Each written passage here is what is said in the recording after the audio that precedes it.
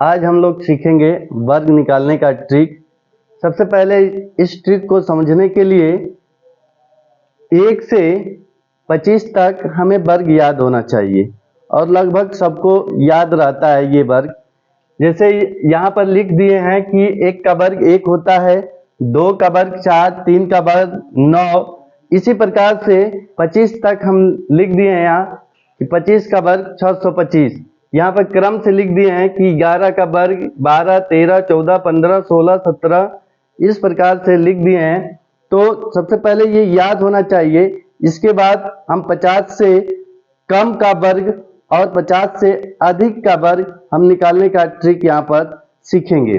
सबसे पहले यहाँ पर सीखेंगे 50 से कम का वर्ग किस प्रकार निकालेंगे। तो देखते हैं 49 का वर्ग निकालना है। तो 49 का वर्ग निकालने से पहले इसमें देखेंगे कि 50 से यह कितना कम है।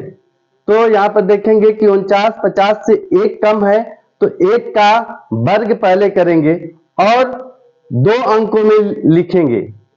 तो 50 से 49 1 कम है, तो यहाँ पर 1 का सबसे पहले वर्ग करेंगे। तो 1 का वर्ग होता है 1, लेकिन इसको 2 अंकों में लिखेंगे तो इसके आगे 0 बढ़ा देंगे और यहाँ पर लिख देंगे 0 1।